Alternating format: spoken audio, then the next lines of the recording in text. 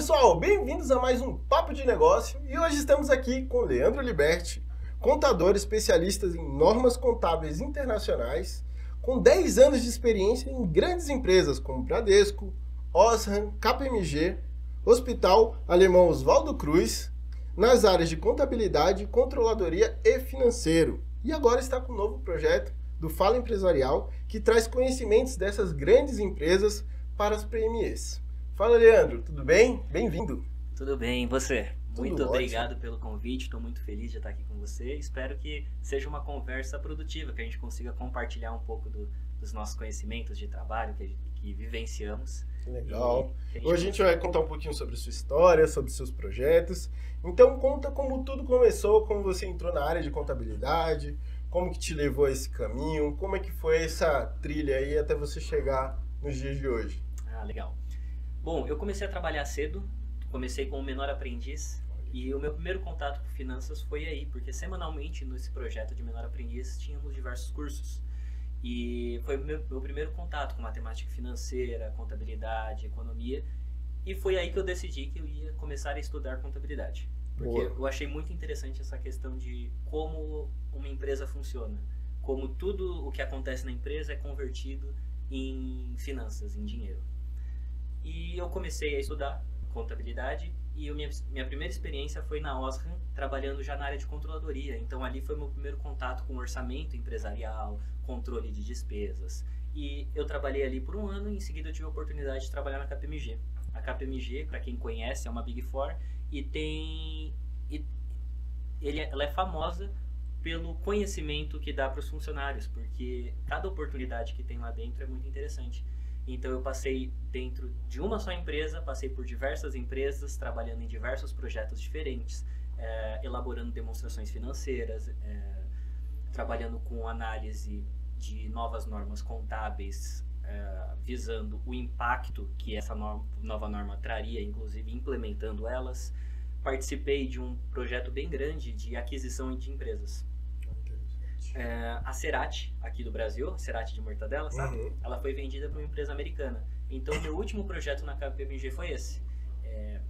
Eu estava auxiliando, transformando as informações da Cerati em relatórios para poder comunicar para os Estados Unidos, explicar o que estava acontecendo na Cerati. Legal. Então você começou no menor aprendiz, na Osram ou foi em outra empresa? O menor aprendiz foi no Bradesco. Legal, então você passou por duas empresas que costumam a treinar seus funcionários, desenvolver seus funcionários, né? Eu também fiz o menor aprendiz no Bradesco e sempre quando eu ia para um outro banco, o pessoal falava assim, geralmente o Bradesco treina os funcionários e depois o mercado vem e toma eles, né? Então, isso foi muito importante para o trajeto de carreira. E como é que foi a transição? Você saiu logo do Bradesco, depois que acabou o aprendiz, ou você ficou no aprendiz? Você trabalhava em outra área no aprendiz? Como é que era isso daí? Quando eu trabalhava no Bradesco, eu trabalhei 2 anos como menor aprendiz e fui efetivado, só que em outra área. Daí eu trabalhei no Bradesco Seguros, né, numa área administrativa. E ali eu trabalhei durante 3, 4 anos aproximadamente. E eu queria justamente migrar para a área contábil. Só que daí tem aquele problema, aquela questão de quando você vai estagiar, eu já recebia um salário melhor no Bradesco e fazer uma movimentação que fizesse sentido para mim. Então daí nesse período eu não tinha inglês ainda e eu vi que as melhores oportunidades precisavam de inglês. Então daí eu optei por trancar a faculdade, estudei 6 meses no Brasil, fiz um intercâmbio para a Austrália, estudei mais 6 meses lá e quando eu voltei eu consegui ingressar na área financeira. Que daí foi na Osram do Brasil. Ela é uma empresa, é uma fábrica de lâmpadas e esse meu contato também foi muito legal na parte de controladoria, porque eu já aprendi a visão do Brasil, já aprendi reporte, já aprendi como que os sistemas funcionavam, qual era a estrutura financeira que utiliza para a elaboração de orçamento. Daí já, mesmo como estagiário, eles já me colocavam desafios interessantes que me desenvolveram muito, que eu já aprendi a diferença entre orçado, realizado, fazer um forecast, que é uma revisão do orçamento. Então, tudo isso me ajudou muito. E o que você via de diferente, por exemplo? Você fez contabilidade, certo? Certo. O que você via de diferente do dia a dia da empresa e com o que você via em sala de aula, por exemplo? Como que as empresas funcionam, principalmente essas grandes do mercado, né? Porque eu sei que existem programas próprios, às vezes as empresas têm estratégias diferentes. Fala um pouquinho dessa vivência, de como que era nessas grandes empresas. Legal. A contabilidade, quando a gente estuda, é uma teoria que você precisa dela para você entender o funcionamento todo. Mas quando a gente chega no dia a dia, acho que como em todas as áreas, tem uma diferença. Então, você aprende mesmo na prática, só que esse conhecimento que você adquire na faculdade é extremamente necessário. Porque é o pontapé inicial, mas é só o início. É só o início. Quando você chega ali no dia a dia, é completamente diferente. E grandes empresas têm muitas áreas. Então, por exemplo, eu tenho a área do fiscal, eu tenho a área da contabilidade, eu tenho a área da controladoria. E como eu estudei contabilidade, a controladoria é basicamente o resultado da contabilidade, é um desenrolar. A contabilidade, ela lida com eventos passados e a controladoria, ela pega esse formato para fazer projeções, fazer análises, identificar se está dentro do esperado ou não. Então, a controladoria entra mais nessa parte e é na área que eu estava atuando. Boa. Então, ainda está faltando falar de algumas experiências suas. Então, depois que você saiu da KPMG, você falou que a Cerati foi o último projeto que você participou, e aí você foi para onde? Daí eu fui contratado pela Cerati e durante toda a minha carreira, conforme eu comentei, eu estava muito voltado para a área mais gerencial e não para a área contábil. E daí a Cerati, ela me ofereceu essa oportunidade, que eu entrei lá como analista de contabilidade sênior. E lá eu aprendi a contabilidade do dia a dia, receber nota, fazer escrituração, montar os relatórios propriamente ditos da contabilidade. E eu trabalhei um tempo ali e pouco tempo depois me ofereceram uma oportunidade dentro do Hospital Alemão Oswaldo Cruz, que é um dos maiores hospitais do Brasil. E lá eu entrei com o cargo de analista de controladoria, só que atuando muito próximo, além da controladoria, orçamento, orçado versus realizados, reunião de fechamento, eu também tinha grande participação na contabilidade da empresa, fazendo análise das novas normas, aplicação delas, elaboração de demonstrações financeiras, atendimento à auditoria, essas coisas, essas burocracias, e também auxiliando bastante financeiro, auxiliando principalmente no controle de contas a pagar, contas a receber, implementação de PECLD, que seria o antigo devedores duvidosos. Então, a revisão do endividamento da empresa, que entra uma matemática financeira complexa, cada instituição faz de um jeito. E eu trabalhei ali durante uns 3 anos e surgiu a oportunidade para eu ser coordenador contábil de um braço do hospital, que seria um instituto. Então eu trabalhei como coordenador do Instituto Social Hospital Alemão Oswaldo Cruz. O nome está bem comprido já. É o tamanho. Lá a contabilidade era externa e o meu trabalho foi basicamente internalizar a contabilidade, revisar os números que eles já tinham, implementar normas e procedimentos e desenhar processo que seria atender todas as demandas, fazer mapeamento, enfim, criar o departamento de contabilidade dentro do instituto.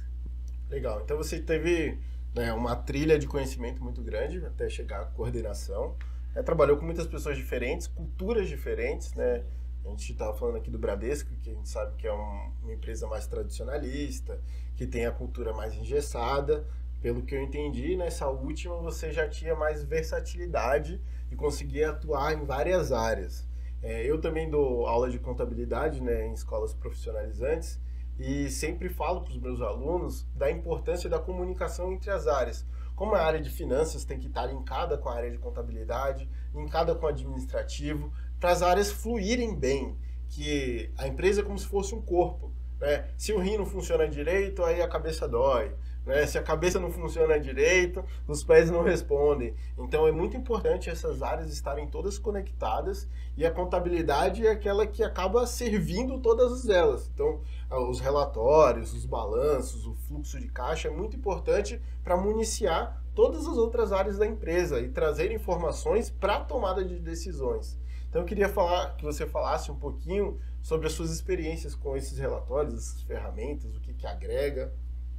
Bom, a vida inteira eu trabalhei exatamente nessa parte, na elaboração de relatórios para tomada de decisão. Então, a DRE eu sempre trabalhei na elaboração delas, balanço patrimonial, fluxo de caixa, e tem uma diferença da contabilidade de uma grande empresa para uma PME, que daí daqui a pouquinho a gente entra nesse assunto. Por quê? A grande empresa, ela tem a capacidade de ter uma área de contabilidade interna. Então, ele trabalha basicamente, tem uma área dentro da empresa responsável por deixar os números de forma padronizada que traz esses relatórios, enquanto o PME acaba utilizando a contabilidade de uma forma um pouquinho diferente. Então, é justamente por isso que surgiu o projeto do Fala Empresarial, que no começo, a gente começou o projeto com Fala Contábil e depois a gente migrou para o Fala Empresarial. Por quê? A contabilidade, na essência dela, ela surgiu como uma ferramenta de administração das empresas. Então, lá no passado, o Luca Pacioli, famoso, os meus amigos contadores devem lembrar dele, ele estudou na época qual que foi a melhor forma de se gerenciar uma empresa. Ele identificou que é um negócio chamado de partidas dobradas, que daí é a contabilidade que a gente usa basicamente até hoje. Então, as grandes empresas têm essa capacidade e os pequenos empresários acabam não utilizando dessa forma. Hoje em dia, os pequenos e médios negócios, eles não são tão próximos da contabilidade como eu gostaria. Acabam utilizando a contabilidade basicamente para resolver as burocracias, apurar os impostos, regularizar ela perante o fisco, e é acionado muito para isso a contabilidade. E como eu estava comentando, a função fundamental, a criação da contabilidade era para auxiliar no gerenciamento. Então, as pequenas empresas não estão utilizando para isso, enquanto as grandes utilizam. Sim, acaba sendo até negligenciado, né?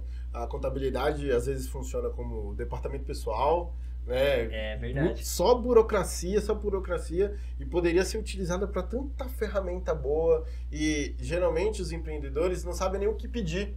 Né? Não pede um DRE, não pede um fluxo de caixa, só fala assim, não, deixa tudo certinho para quando eu precisar fazer o meu imposto de renda não ter problema, ou eu não ter problema trabalhista com tal funcionário. E isso é uma pequena parcela do que a contabilidade deveria fazer.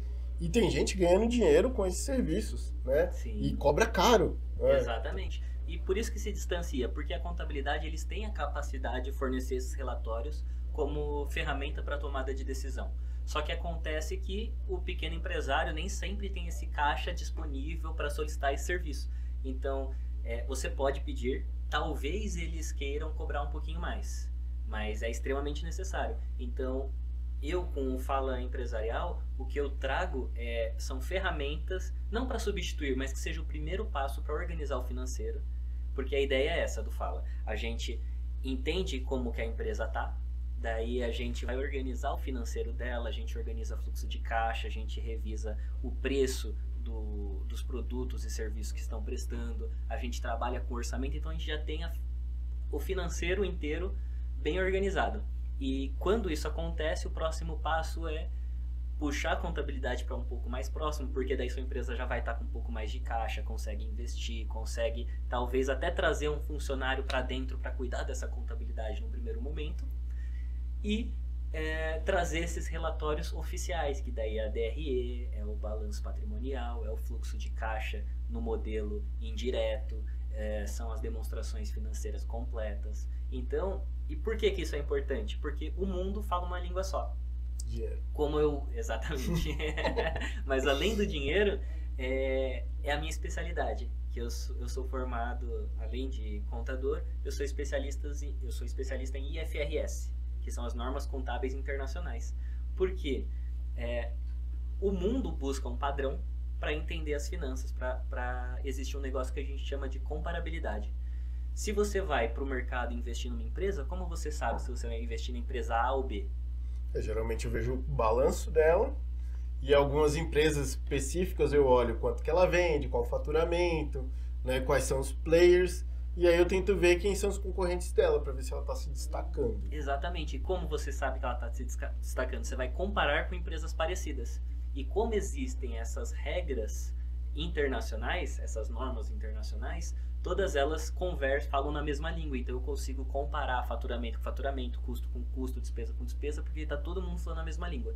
Então essa é a ideia. Perfeito. Boa. Sensacional. E na sua opinião, então, qual que é a importância dessa gestão financeira, principalmente para os pequenos negócios? A gestão financeira eu acredito que é de extrema necessidade, eu diria até que é indispensável. E é o que eu sempre costumo dizer, que o pequeno empresário, o pequeno empreendedor, ele não abre uma empresa pensando no administrativo, pensando na burocracia. Ele abre para trabalhar com o que ele gosta, com o que ele entende, com o que está próximo dele, com o que ele sabe fazer. E daí acaba às vezes negligenciando essa atividade porque às vezes nem conhece a utilidade disso.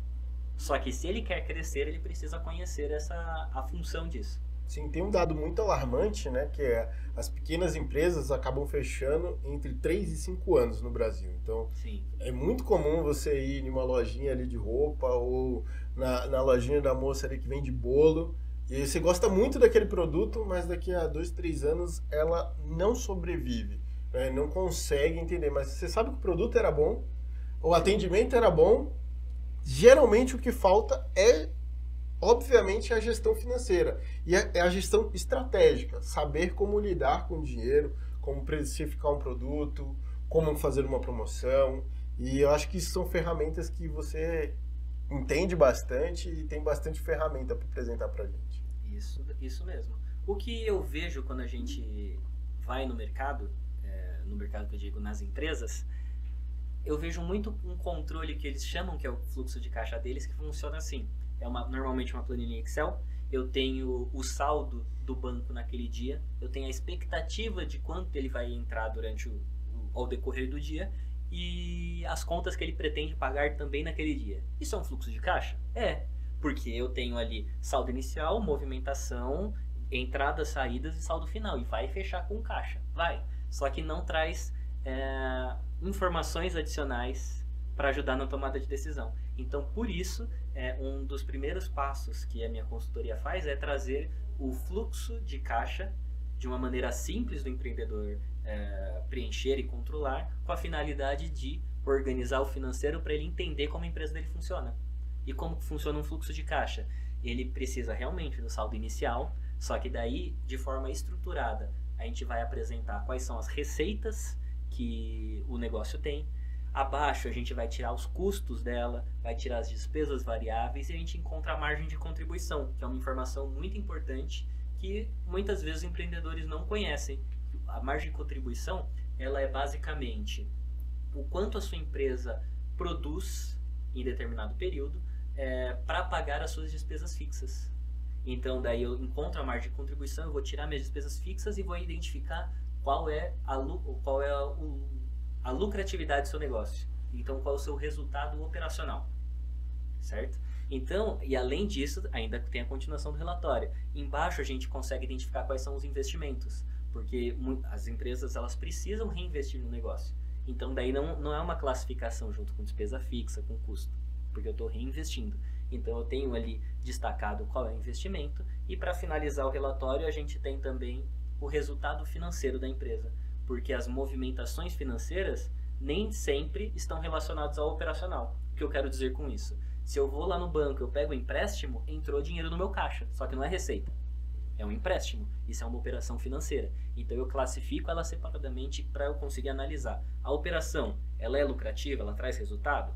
Traz. Ótimo. Daí a gente analisa como a gente vai melhorar isso. Investimento. Está sobrando dinheiro para eu fazer investimento? Se está sobrando, eu consigo escolher qual é a melhor oportunidade para mim. E por último, as atividades de financiamento, que daí eu vou saber se eu estou pegando dinheiro com a empresa ou se está sobrando dinheiro, eu estou reinvestindo e estou tendo retorno desses investimentos. E com isso a gente consegue fechar de forma estruturada o fluxo de caixa da empresa. É legal que você citou o empréstimo. A gente teve um escândalo, né, esses anos aí da Americanas, que justamente teve uma fraude, né, considerada fraude contábil, porque eles estavam lançando empréstimos como fornecedores e fizeram isso durante muito tempo. E aí você via que era uma empresa que, por exemplo, na bolsa pagava dividendo, era uma empresa que só tinha lucro, e geralmente varejo, a margem é bem apertada, porque você tem que reinvestir em estoque. Isso acaba comendo muito o caixa da empresa. E a Americana sempre tinha um caixa superávit, superávit. Aí quando passou uma auditoria, eles viram justamente isso. Né? Um lançamento, né, contábil de uma forma errada, mas que era aceita. Né? Não era pego, por exemplo, no imposto, porque era aceito. Depois de um tempo, mudou as normas contábeis e ela deveria mudar esse lançamento, mas a Americanas permaneceu lançando dessa forma, né, os empréstimos como fornecedores, porque o fornecedor, quando você pode até explicar melhor que eu, mas o fornecedor, quando você tem uma dívida com o fornecedor, você tem produto, então você vai vender e tem um lucro, mas o empréstimo não, pelo contrário, você vai pagar juros, então é uma coisa que vai tirar seu capital e não somar, como é o caso de quando você tem uma dívida com o fornecedor, que você vai transformar aquilo em lucro, em receita, e sua empresa vai crescer. Sim, exatamente. Exatamente por isso que existem as normas contábeis. Porque se você seguir ela propriamente dita, sem buscar oportunidades dentro da norma, você apresenta de forma fidedigna como está a sua empresa. Então, nesse caso, se ele tivesse declarando ali o endividamento dele, aumentando ano após ano, os investidores continuariam nisso? Possivelmente sim, possivelmente não. Não tem como a gente saber, né? E os bancos usavam isso como parâmetro. Exatamente. Então via que tinha superávit, Americanas precisa de dinheiro, toma dinheiro para Americanas. Empresa confiável, que está na bolsa, que entrega os relatórios. Mas justamente por isso que a gestão da empresa ela precisa ter todos os controles em dia, porque para evitar esse tipo de superendividamento, essas coisas. Por que eu estou levantando esse ponto, né? Se uma gigante como Americanas cometem esses erros falhos, às vezes por falta de expertise, às vezes por malandragem, com certeza muitas PMEs, muitas empresas pequenas estão passando por isso, ou às vezes nem sabem que estão passando por isso, que acham que estão fazendo do jeito certo, e uma consultoria, um acompanhamento ajuda justamente a abrir os olhos. E como a gente comentou aqui, como a gente usa a contabilidade só como um auxílio ali, um DP, uma burocracia, ele nunca vai se ligar em uma coisa dessa. Né? Não vai estar com os olhos voltados a essas pequenas minúcias. Sim, acaba passando despercebido. É justamente por isso que a gente implementa essas ferramentas de gestão. Boa. Quais dicas você daria para o pessoal organizar as empresas hoje em dia?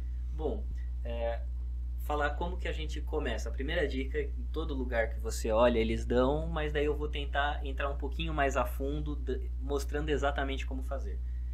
Regra número 1, não misturar as finanças pessoais com as finanças empresariais. Porque o que é da empresa, o que é seu, é seu. Se a gente for no nome, a gente está falando de pessoa jurídica, ou seja, é uma pessoa. É uma pessoa que é separada da sua. Então, se ela é uma pessoa também, ela vai ter a conta corrente dela, ela vai ter o cartão de crédito dela, ela tem as receitas e as despesas dela. Dentro das despesas dela, tá ali o seu salário, que é o quanto você transfere para você todo mês. Então, o primeiro passo é separe as suas finanças pessoais das finanças da sua empresa. E como fazer isso? Se já está muito mesclado, está tudo muito misturado, está difícil, começa exatamente assim, abrindo uma conta para a sua PJ, abra o seu CNPJ, primeiramente. Você pode verificar se você pode ser MEI, como regularizar procurando uma contabilidade. Você tem um CNPJ, você consegue abrir uma conta empresarial. Então, quando você abre a sua conta empresarial, você começa a utilizar só ela. Faz ali uma transferência inicial para você ter um saldo para movimentar e começa ali. Recebe pagamento, conta empresarial. Despesa é da empresa, conta empresarial. E daí, se você precisa transferir para você, é uma coisa que precisa evitar. Então, o certo, daí a gente já vai para a dica número 2, que é defina o seu Prolabore. Era isso que eu ia te falar. Eu tenho muitos alunos, né? Eu dou aula de contabilidade, administração, e muitos deles são empreendedores. E eles falam assim, professor, mas o meu Prolabore é R$3.000. Tá, mas quanto que sua empresa fatura? Então depende, tem meses que fatura 5, 6. Eu falei, e sua empresa dá lucro? Aí eles param geralmente e falam assim, não sei. Acaba não sabendo porque não trata o próprio negócio como uma empresa. Acaba trabalhando como... Não tem uma palavra para isso. Acaba sendo um autônomo que ele mistura tudo. Então ele fala, a receita é minha, a eu presa, mas sem um controle. É isso. Eles falam, ah, não, eu tiro o meu salário da empresa. Empreendedores, vocês não têm salário, tá? Vocês não têm, vocês não são CLT. Quem tem salário é funcionário. Vocês decidiram ser empreendedores. Mas qual que é a dica que você dá para as pessoas estipularem esse Prolabore? O Prolabore, ele é basicamente o salário dos sócios. Essa é a definição. Então, você precisa saber o quanto que a sua empresa paga para você. A pessoa, ela acha que recebe, por exemplo, esses 3 mil reais. Mas daí precisa saber se é realmente isso, se é mais ou menos. Na consultoria que eu dou, eu já percebi, eu já tive clientes que achava que estava definido, mas quando olha no detalhe não é bem isso. E como que eu faço para definir? Vai precisar fazer um exercício, pegar o seu histórico, pega extrato bancário da sua empresa, para as pessoas que têm a conta separada, já tenho as minhas contas da PJ, já tenho as minhas contas da pessoa física, eu vou pegar da PJ e vou verificar o quanto que eu estou sacando para a pessoa física. Então você pega o seu extrato do mês anterior, dos 3 meses anteriores, faz esse levantamento para saber o quanto você transfere no mês a mês. Só que daí você, como as suas finanças podem estar misturadas, você também precisa analisar na sua conta da pessoa física quanto que você mandou para sua empresa. Então você vai fazer essa análise. Então, por exemplo, eu transferi para mim 5 mil reais, mas precisei devolver 2 mil reais. Ou seja, chegaria aí nesses 3 mil reais de Prolabore. Então a gente, primeiro ponto. Tem um plano estipulado já. Exatamente, a gente identificou, que na média está esses 3 mil reais. Daí a gente precisa ver se isso foi só no mês passado, no mês anterior, ou se no passado isso se confirma. Se isso se confirmar, perfeito, daí a gente vai analisar se a empresa tem capacidade de pagar isso, porque a pessoa pode ficar pedalando ali, pegando empréstimo, transferindo para a pessoa física, que paga empréstimo, e a gente sabe que isso acaba acontecendo, principalmente dependendo do tamanho da empresa. A empresa começa a crescer, começa a mexer com muito dinheiro, acontece da pessoa se perder no que é receita, no que é empréstimo, no que é isso, no que é aquilo. Precisa ter controle. Tem um erro muito comum que as pessoas acabam pegando empréstimo na física para abrir empresa. E aí depois não transfere para a empresa. E fica, por exemplo, a física fica ruim, aí se a empresa vai mal, a física fica ruim e a PJ também fica ruim. E aí acaba misturando tudo. Fala um pouquinho se dá pra gente migrar, se é interessante, é ideal. Sim, o ideal, sim. Se você fez uma movimentação, recomendo principalmente procurar o seu contador, que ele vai trazer a solução para você. Porque se você pegou um empréstimo na sua pessoa física e na verdade é da pessoa jurídica, a contabilidade vai encontrar a melhor forma de fazer essa transferência. Porque a dívida, na verdade, é da pessoa jurídica, nem que faça um contrato da empresa com a sua pessoa física, como se você fizesse esse aporte desse empréstimo. Então, você precisa separar bem para saber se a sua empresa é lucrativa ou não e ver se ela tem a capacidade de pagar esse seu salário. E uma dica também, dando continuidade na questão do Prolabore, quando a gente fala, o salário é de 3 mil reais, a gente precisa ver na pessoa física, e daí já eu acho que você consegue falar até melhor do que eu sobre isso, que as pessoas não conhecem os gastos dela, as pessoas, principalmente empreendedor, não tem noção do quanto que ela saca da empresa, então ela precisa conhecer a pessoa física dela, para identificar qual que é o custo de vida dela, porque de repente você está gastando no mês mais do que esses 3 mil reais, e você não poderia, significa que você está vivendo um nível acima do que você deveria. Perfeito.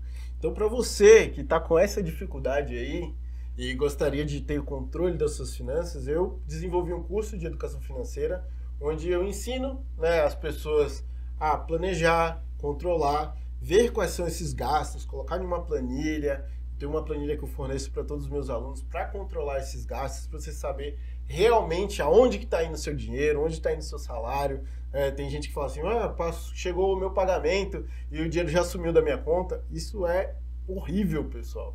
Você está trabalhando e não sabe o que você está pagando. Então, lá também eu ensino como você estipular metas financeiras e começar a investir. Então, isso que o Leandro falou é muito importante, porque realmente as pessoas não sabem. Assim como tem empresários que não sabem se a empresa dá lucro ou prejuízo, tem pessoas que não sabem se a casa deles dá lucro ou prejuízo. E também misturam as contas ali. Por exemplo, tem gente que pega o dinheiro que era para pagar a conta de luz ou aluguel e acaba fazendo apostas esportivas, acabam, né? Não, mas isso é Acontece. real. Eu me abismo que isso acontece de verdade. E tem gente que acha que vai ganhar o dinheiro, vai ter o dinheiro de volta e tá tudo certo. Ah, vou ficar só um mês pendurado. E não é assim. As pessoas precisam se educar financeiramente na física e na jurídica. Porque senão, se a física não vai bem, com certeza a jurídica também não vai. É verdade. Não tem jeito. É verdade. A gente precisa primeiro trabalhar para a empresa ficar rica e depois o sócio ficar rico. É difícil colocar isso na cabeça do empresário, viu? Eles querem, tipo, vamos crescer tudo junto. Então vai tirando da empresa, vai tirando da empresa. Aí chega um momento de crise. O Covid tá aí. Quantas empresas fecharam por não ter um fluxo de caixa, não ter uma reserva de emergência, tanto na física, como um capital de giro na pessoa jurídica. Né? Elas não se... E quando eu falo de capital de giro, muitos alunos meus falam, assim, ter 2, 3 meses. Né? Tudo bem, quem tinha capital de giro de 2, 3 meses, não sei se sobreviveu ao Covid, porque ficou aí quase um ano, né, com quase tudo fechado. Sim, vale lembrar que realmente esse colchão financeiro não é só para a pessoa física, a pessoa jurídica também precisa disso, que é justamente o que você está trazendo aqui para a gente, a questão do capital de giro. Porque você precisa ter dinheiro para conseguir fazer qualquer coisa. Tem até uma frase famosa aí que, se a gente for procurar, encontra diversas variações, que diz que faturamento é ego, lucro é conceito e caixa é rei. E por que eles falam isso? Porque o faturamento por si só não fala muita coisa. Você precisa analisar, é um indicador muito importante, é um número que os empreendedores normalmente têm na ponta da língua. Faturei 100 mil, faturei 200 mil, enfim. Eles têm esse número e não têm o desdobramento desses números. Quando fala que lucro é conceito, é basicamente analisar se está trazendo, se tem o potencial ou não de trazer dinheiro. Por que eu falo isso? Você pode ter uma operação que dá lucro, só que você não está com caixa. Vamos supor, você está com esse notebook, você comprou esse notebook à vista e você vendeu a prazo, olha o problema financeiro que você pode estar adquirindo.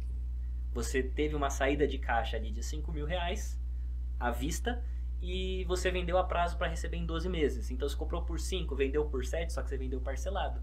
Então, olha quanto tempo você vai ficar sem esse dinheiro até você receber, um período muito grande. Então isso é o que a gente chama de ciclo financeiro.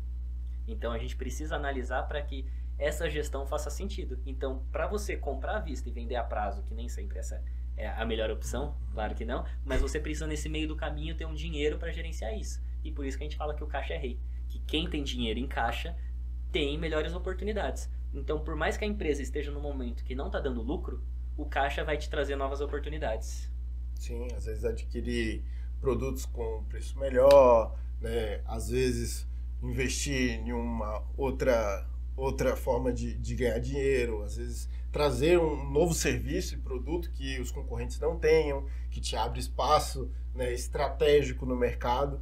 Tá todo mundo ali seguindo junto, mas você tem um caixa para investir em algo novo, em algo inovador que vai resolver a dor do cliente. Você ganha dos concorrentes fácil. E como você falou do faturamento, eu lembrei do Shark Tank. A maioria dos empresários que vão lá, geralmente eles sabem o quê? O faturamento. Sim. Mas aí quando os tubarões começam a falar, mas quanto que é seu custo fixo? Mas quanto que você ganha por produto? Eles começam, né, a se embaralhar, não sabe exatamente o que vai falar, porque às vezes isso fica nebuloso mesmo na cabeça do empreendedor. E o que você acha que os empreendedores poderiam fazer para não passar por esses constrangimentos? Isso que os empreendedores que vão lá, eles se preparam para aparecer, eles estão, na teoria eles conhecem a empresa deles, conhecem no detalhe, conhecem os números, e mesmo assim acaba não tendo conhecimento de alguns detalhes. Então, isso é o que eu trago na minha consultoria também, trazer clareza e domínio dessas informações. Quando o fluxo de caixa mesmo, quando a gente organiza, a gente consegue trazer informações que vão responder essas perguntas, que você vai conseguir analisar de forma estruturada. E os dados são muito importantes. Inclusive tem um conceito também que a gente usa muito no mercado, principalmente no meio financeiro, que são as empresas data-driven. que seriam as empresas guiadas por dados. Então, como você consegue dados? Quando as suas informações elas estão organizadas, a gente consegue trazer indicadores que, como o próprio nome diz, ele indica alguma coisa. Então, ele vai indicar se a sua empresa está indo bem ou não. Então, com o financeiro organizado, a gente consegue ter esses indicadores e consegue ser uma empresa gerenciada por dados. Legal. Agora eu lembrei de um assunto que às vezes eu dava em aula, que quando às vezes o balanço da empresa dá negativo, nem sempre quer dizer que a empresa está indo mal, mas às vezes ela está descapitalizada, né? E que ela fez um aporte em estoque e ela está prevendo venda no futuro. E nem sempre também o balanço positivo significa que a saúde financeira está bem. Às vezes a gente vê positivo e negativo e acha, tá bom, tá ruim. Mas não, às vezes o patrimônio da empresa está alto, então tem muitos carros, tem um patrimônio, tem shopping, coisas grandes, mas quando você vai ver o faturamento, a empresa não se paga. Você vê que ela está trabalhando, e em algum momento ela vai ter que vender os bens para pagar coisas como custos fixos, despesas, que não é o ideal de nenhuma empresa. Então, às vezes, isso está maquiado ali no balanço, porque a empresa tem patrimônio, mas não tem faturamento para continuar, né, fazendo o que ela faz. E aí ela precisa reestruturar, né, preço de venda, qual que é o produto que ela mais vende, as estratégias que fogem um pouquinho da área contábil e começam mais para a área administrativa. Então, por isso que a gente tem que estar sempre com tudo bem alinhado. E algum estudo de caso que você tem para contar, que você... Há quanto tempo você já está no mercado prestando consultoria? Conta aí algum caso interessante. Pode ser um caso de sucesso, um caso que deu muito mal. O pessoal aqui sempre gosta das fofocas. Bom, vou dar um caso de sucesso de um cliente que eles nos procuraram para fazer a consultoria financeira da empresa deles. Eles estavam trabalhando, a empresa já estava trazendo resultado, só que eles queriam crescer e não sabiam para onde. Então a gente fez justamente isso, a gente fez um planejamento estratégico para definir para onde eles querem que a empresa vá para começar a trabalhar no orçamento deles. Então, quando a gente fez esse trabalho, eles identificaram quais produtos vendem mais, identificaram quanto de desconto eles estavam dando, começaram a controlar melhor. Então eles saíram ali de um caixa que eles estavam conseguindo montar ali de 6, 7 mil reais, e hoje eles estão com mais de 100 mil reais investidos. Então eles já têm essa bolsa, esse colchão para cuidar da empresa, que vai garantir as despesas fixas deles aí por um longo período, e agora a gente consegue planejar os próximos passos. Inclusive, com caixa, é mais fácil ter que pegar um empréstimo, por exemplo. Então, muitas vezes faz sentido não utilizar o dinheiro que eles têm reservado e faz sentido você trabalhar com o dinheiro dos outros. Então, você pega e reinveste na empresa para trabalhar, fazer a máquina girar. Sim, mesmo porque tem muitos benefícios, né? Tem, às vezes, empréstimo do BNDES, que tem taxas que valem muito a pena, você pode jogar lá para frente e traçar novas estratégias para dar aquele fôlego, aquele respiro, para você ingressar, às vezes, com uma unidade nova de uma empresa, para criar um produto novo, investir em um novo produto, né? Sim. Eu martelo muito nessa parte de novos produtos, porque sempre quando eu falo com os empreendedores, principalmente na sala de aula, eles só querem fazer sempre a mesma coisa, sempre a mesma coisa. Aí eu falo para eles, como que vocês vão ter resultados diferentes, sempre fazendo as mesmas coisas? Você não traz um produto novo, um serviço novo, uma experiência nova para o cliente, essa conta não fecha. Você sempre vai ganhar a mesma coisa. Exatamente. E aí eu acho muito importante a gente sempre martelar aqui para os empresários, né? A novidade traz cliente, né? E precisa de dinheiro. Sim. Dinheiro precisa para a gente poder investir nessas novidades. Realmente. E tem uma coisa que é muito importante que fala assim, eu preciso vender. E uma coisa que precisa muito ser revista é o preço do que você está vendendo. Então você precisa saber se você está vendendo o seu produto, o seu serviço está te trazendo resultado. Então para isso você precisa fazer um estudo de precificação. Por quê? Não necessariamente. Quando você vende um item, voltando lá, por exemplo, do notebook, imagina que tem duas empresas. Uma delas, os dois vendem o mesmo notebook, compraram pelo mesmo preço. Só que um deles, a loja, ele fez na garagem dele. Então, ele não paga aluguel, por exemplo. Enquanto o concorrente, ele paga aluguel. Então, como que eles vão vender exatamente pelo mesmo preço? Não faz sentido. Talvez ele esteja tendo prejuízo ao invés de um resultado positivo nessa operação. Então, para isso, a precificação ela precisa ser feita com cuidado. Então, eu não posso simplesmente pegar o preço e multiplicar por 1, multiplicar por 2, que a gente vê muito empresário fazendo isso, ou até copiando o preço do coleguinha. Sim, então, só faz a pesquisa ali de concorrentes e fala, ele pede isso, vou pedir 10 a mais, 10 a menos e vou pôr no mercado. Sim, precisa saber que cada empresa cada empresa tem uma realidade e precisa fazer o cálculo específico para ele. Então, para isso, a gente tem uma ferramenta de precificação, que é o markup. Ele é um cálculo matemático que vai te mostrar qual é o preço de venda indicado. E por que a gente fala indicado? Não necessariamente você consegue vender por esse preço indicado. Então você tem o seu conhecimento de mercado para saber se esse preço faz sentido ou não, se está caro, se está barato, às vezes você consegue melhorar ainda mais. E no markup você escolhe a margem de lucro, isso que é o mais legal. Então vocês têm uma planilha que faz isso? Temos, inclusive a gente vai começar a vender em breve uma planilha de precificação junto com um vídeo aulas, que daí a pessoa, o empresário, ele tem a capacidade de estudar e precificar sozinho. E daí a ferramenta ela vai ensinar o que você precisa preencher, qual a sua expectativa de venda. Está bem estruturado para ser, como diz, que a pessoa ela aprende sozinha. Fugiu a palavra. É orgânico. Isso. Você vai usando e vai... Exatamente. E está lá com as explicações bem estruturado, então as pessoas vão preenchendo passo a passo e vai trazer qual que é o preço indicado, qual o preço você quer indicar e já monta inclusive uma DRE para mostrar qual é o resultado dessas vendas. Então ele já é uma ferramenta bem completa que atende produtos, serviços e serviços digitais.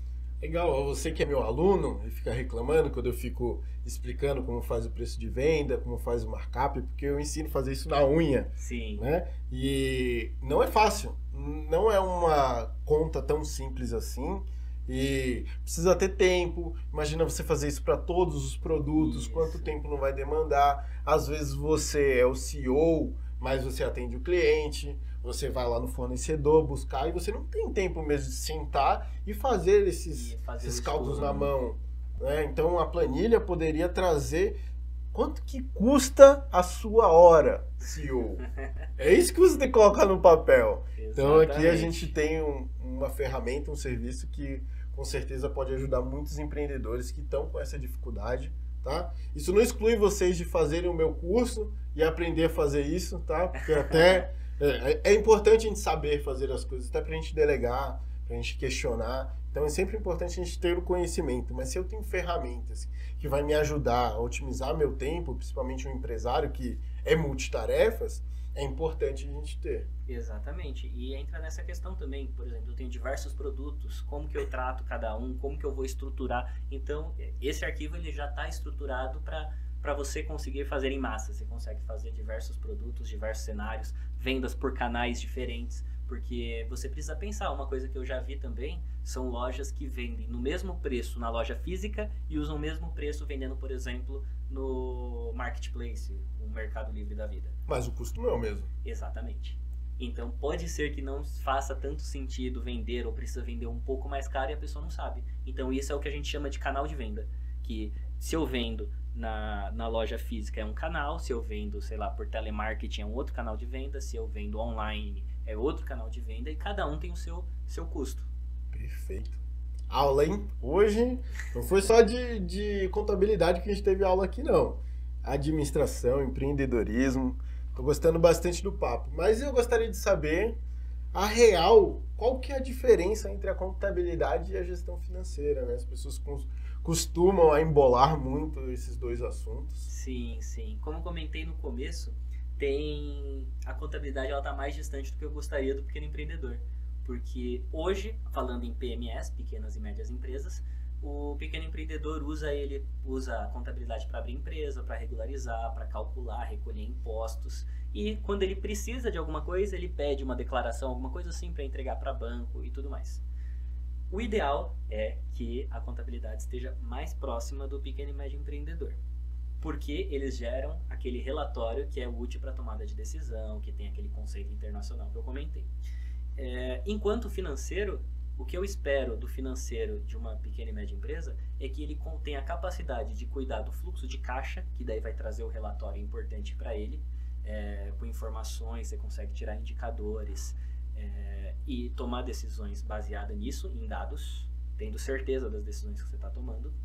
Eu preciso que o financeiro cuide também da precificação, que vai verificar se está fazendo sentido. Ano a ano a gente tem a inflação, então os valores precisam mudar, os seus custos mudam, os custos aumentam, é uma coisa que precisa ficar em cima para tomar cuidado, porque de repente, não sei, eu tenho uma pizzaria, o preço das coisas sobem, infelizmente eu preciso repassar para o cliente, porque a economia tá cobrando tudo mais, então eu preciso de alguém que acompanhe para eu não ficar mais pobre cada vez que eu trabalho. Então, às vezes eu estou trabalhando e tendo prejuízo, ou seja, quanto mais eu vendo, maior meu prejuízo. É uma coisa que não faz muito sentido e que precisa ser acompanhada de perto. Mas acontece com muita frequência. É raro, mas acontece com frequência. Dói. E também que essa pessoa do financeiro consiga ter uma previsibilidade do que vai acontecer daí para frente, que daí seria o orçamento, que também é uma outra ferramenta que a gente trabalha, que é a mesma estrutura que a gente cuida do DRE, a gente monta uma previsão do futuro. Então daí a gente vai colocar ali com a nossa expectativa de receita, nossa expectativa de custo, expectativa de despesa, e daí a gente tem 2 cenários. Olha que interessante. Vamos supor que eu fiz esse trabalho no ano passado, então eu tenho um orçamento de 2024. Então eu tenho quanto eu espero ter de resultado em junho, por exemplo, e eu consigo comparar como está o junho de verdade. Expectativa e realidade, né? Exatamente, expectativa e realidade, que é o que a gente chama de orçado versus realizado. E daí a gente tem um desdobramento desse trabalho ainda do orçamento, que é a revisão dele, que é o que a gente chama de forecast. Porque às vezes eu esperava que o meu resultado fosse alto e eu estou vendo que isso não está acontecendo. Então o primeiro ponto é, eu vou comparar por que eu não estou atingindo meus objetivos. O que foi que eu planejei que eu não estou cumprindo? O que aumentou, aumentou o preço e eu não estou conseguindo negociar um preço bom? É o ciclo PDCA utilizado na contabilidade, né? Que a gente vê tanto em administração. Então, planejar, controlar, organizar e, obviamente, caso tenha, checar e mudar o planejamento, mudar a rota. Exatamente. E daí esse mudar a rota é o forecast. Que daí eu tenho expectativa, não sei, de fazer 300 mil no ano e não vou conseguir. Então vamos reduzir para 280 mil. Qual que é o impacto disso nessa receita menor? Se eu tenho menos dinheiro para pagar minhas despesas, e daí eu preciso saber se eu consigo manter a quantidade de funcionários, ou o contrário, se de repente o meu resultado atual está muito acima do orçado. Então daí eu falo, opa, então eu preciso me desafiar mais. Então eu vou revisar meu orçamento para cima. Qual o próximo passo? Qual o próximo passo? E tendo isso controlado, você consegue saber se você tem capacidade de contratar mais alguém para te ajudar. Você consegue saber se algum serviço que você vai contratar e te deixar mais produtivo. Você tem todas essas ferramentas para controlar a sua empresa. Então, para as PMEs, essa é basicamente a diferença. A contabilidade está sendo utilizada mais para fiscal e burocracias, e o financeiro trazendo informações úteis para a tomada de decisão. E o futuro dessa empresa, se ela quer crescer, é aproximar os dois. E mesmo assim o financeiro continua ali utilizando a contabilidade como ferramenta para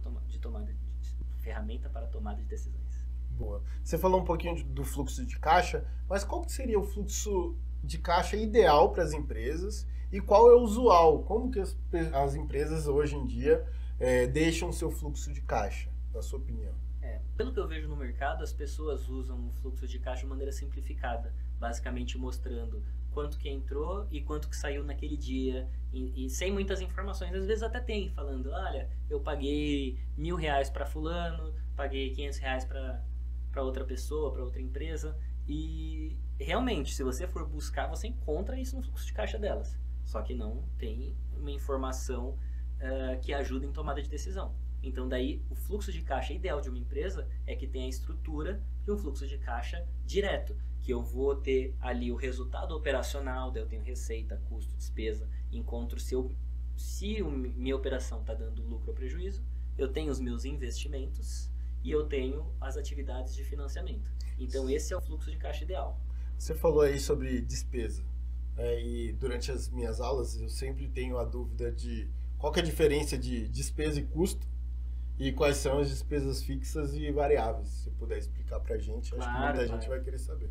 Isso é uma coisa muito importante que você trouxe, porque precisa ter esse conhecimento. Quando eu terminar de explicar, eu volto nisso, por que você precisa. O custo, ele é tudo que está vinculado diretamente ao produto ou serviço que eu estou vendendo. Então, se eu vou vender esse computador, o preço de venda dele é o que eu estou praticando e o custo dele, ele está diretamente atribuído, que é o valor que eu comprei o notebook. O que mais entraria como custo? Poderia entrar, por exemplo, a embalagem. A embalagem é um tipo de custo. E o que seria uma despesa? Despesas são os gastos que não estão ligados diretamente à venda, tipo, ele não está dentro. Então, por exemplo, se eu vou pagar o frete é por minha conta, eu que estou vendendo, eu que vou pagar. O frete, ele é uma despesa, por quê? Porque ele não está embutido no produto, então isso é uma despesa. E daí eu tenho um desdobramento do custo e da despesa, ambos podem ser fixo ou variável. Quando eu falo que é fixo, não quer dizer que é um valor imutável, um valor que não muda.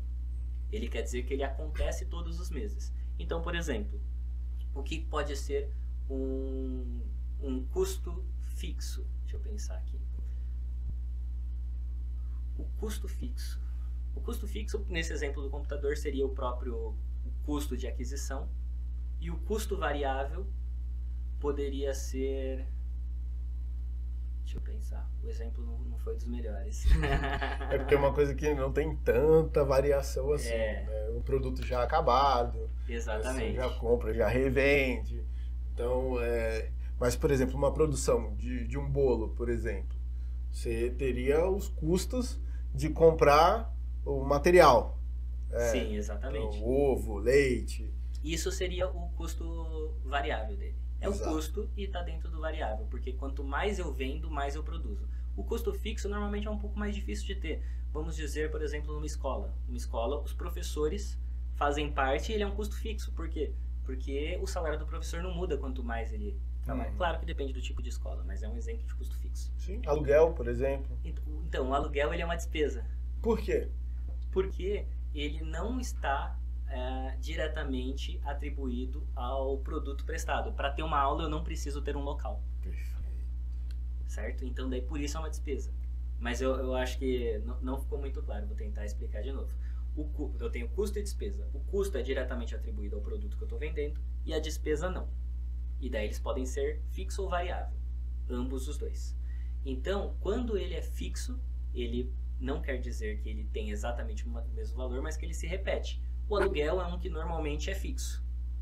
Mas, por exemplo, água, luz, telefone são despesas que acontecem todos os meses. São variáveis.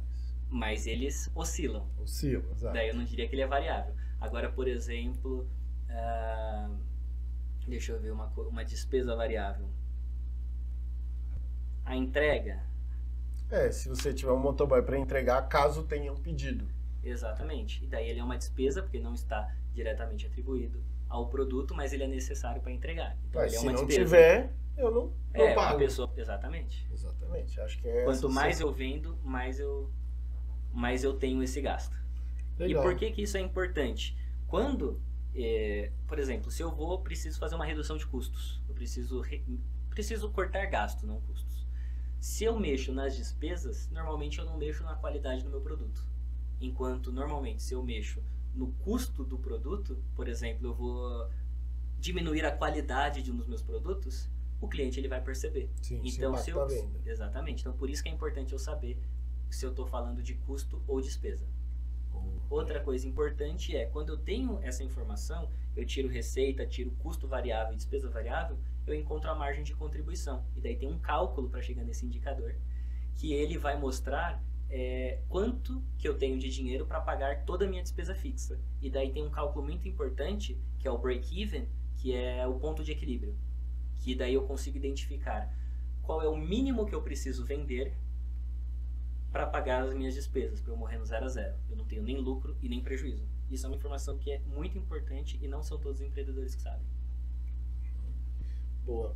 Então, a gente já está chegando aqui no final do nosso bate-papo, mas eu queria saber, né, como surgiu o Fala Empresarial, Você já falou que começou com Fala Contábil, depois vocês mudaram. Conta a história desse novo projeto que é tão interessante. Vocês estão aí nas mídias sociais, tá aí também com a consultoria. Fala um pouquinho como funciona, quais são seus produtos, seus serviços e como surgiu esse projeto. Legal. Esse projeto ele surgiu justamente para isso, para trazer as ferramentas que a gente usa nas grandes empresas e adaptando elas, porque nem tudo funciona da grande empresa para a pequena empresa, e trazendo esse conhecimento para aplicar para eles, para trazer resultado e fazer a empresa crescer. E no início chamava Fala Contábil e as pessoas acabavam me procurando para resolver esses problemas da contabilidade que eu comentei, para abrir empresa, para resolver questão de impostos, enquadramento tributário, eu era muito acionado para isso. Daí eu e a minha esposa, que somos sócios na empresa, decidimos mudar o nome de Fala Contábil para Fala Empresarial, porque daí tem uma questão mais abrangente. E ela também atua comigo em outros projetos além dos financeiros. Ah, legal, legal. Então seriam projetos separados. Exatamente. E são separados e interligados. Então, normalmente a gente recomenda que comece com a consultoria financeira e a gente ataca os 3 pilares. O fluxo de caixa para a gente organizar as finanças e ter clareza de como a empresa está. A precificação, para a gente poder verificar o que está fazendo sentido ou não, qual produto dá lucro e qual não dá, melhorar o preço de venda para melhorar consequentemente o resultado. E depois que tudo está organizado, a gente entra no orçamento. E daí entra alguns outros projetos que o cliente pode se interessar ou não, esse acaba sendo opcional, que a gente auxilia no planejamento estratégico, por exemplo, que é onde a gente faz a reunião com os donos da empresa, com quem está dirigindo a empresa, para verificar para onde eles querem que a empresa vá, o que ele espera fazer, se quer criar uma nova unidade, enfim. A gente entende isso, faz o planejamento estratégico, daí saem projetos e metas a serem atingidos, para a partir disso a gente consegue desenhar o orçamento. Então a gente tem o que a gente quer que seja feito para atingir o objetivo e transforma isso em número. Então para eu abrir uma nova unidade eu vou precisar vender quanto mais? Como que eu vou controlar esse lucro? Enfim. Então não fica só naquele que o pessoal tem um receio, né? Que as consultorias às vezes falam só de número e acaba não abordando muitas estratégias. Então você está falando que vocês entram bastante aí para entender o que a empresa faz, de que forma, né? Não fica baseado só nos números, mas também nas estratégias administrativas, tomadas de decisão das empresas. Exatamente. Então a gente entra nisso e a Raíssa hoje não pôde estar aqui com a gente, mas daí eu vou falar um pouquinho da parte dela, que ela entra também nessa parte de planejamento estratégico, ela tem especialidade na área de projetos, então está muito vinculado a esse planejamento estratégico, porque é esperado que o cliente, o empresário, realize esses projetos. Então a gente ensina também como controlar esses projetos, porque muitas vezes são diversos, dependendo do tamanho da empresa. E por último, a gente também atende experiência do cliente, que ela também tem experiência nessa área. E o que a gente pensa? Que o cliente satisfeito é a melhor coisa que tem. Então daí a gente faz um mapeamento, faz como que chama? Tem o percurso do cliente ao longo da empresa, como que ela encontra, como que funciona. Tem um nome correto para isso. Sim, é um fluxo mesmo, né? Exatamente. Até o cliente ter a próxima. Exatamente. E daí, o que acontece? A gente quer que o cliente tenha melhor experiência e isso afeta diretamente o lucro, que afeta diretamente o custo, enfim, toda aquela estrutura que a gente já conhece. Legal, legal. E como é o atendimento de vocês? Eu já entendi que é bem próximo, né? Então, Sim. Vocês realmente vão na empresa, como que é o contato de vocês, como as pessoas te encontram, como que é esse trajeto até chegar a vocês? Bom, para nos encontrar, estamos principalmente no Instagram, @falaempresarial. Quem puder seguir, eu agradeço. E a nossa forma de consultoria, a gente trabalha, na verdade, a gente trabalha de 2 formas, com consultoria e curso. O curso vai começar agora. A consultoria a gente faz tete a tete, só que a gente atende pessoas de diversos lugares. Então, se for necessário, a gente trabalha à distância. A maior parte, hoje em dia, pós-pandemia, todo mundo começou a trabalhar à distância. Então, a gente não tem restrição de horários. A gente trabalha em horário comercial, fora, se for necessário. E normalmente é num contato assim semanal. Então a gente tem o contato com o cliente, entende e deixa fazeres. Normalmente uma consultoria financeira dura entre 2 e 3 meses. Depende muito da capacidade do cliente de ir aplicando e trabalhando. Porque é um trabalho que eu dependo do cliente, o cliente depende de mim. Então, normalmente são encontros semanais, presenciais ou não. E em breve, como o nosso tempo é limitado, para poder facilitar em qualquer pessoa ter acesso, por isso a gente está entrando agora no modelo de cursos também, de educação à distância, dando liberdade para o empreendedor, para ele atingir sozinho o objetivo de forma mais prática, com um custo-benefício melhor para ele e que atenda da mesma forma. Boa, interessante.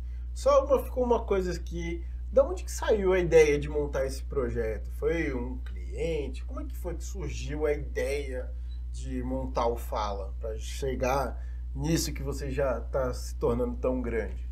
Conversando com algumas pessoas que têm empresa, eu notei que alguns conceitos básicos acabavam passando. E daí, conversando justamente com a Raíssa, a gente chegou à conclusão de que como a gente poderia ajudá-los, que era trazendo todo esse conhecimento das grandes empresas para as pequenas e adaptando elas. Porque, por exemplo, eu não consigo trazer um conceito complexo que precisa de um departamento com 3 pessoas controlando, por exemplo.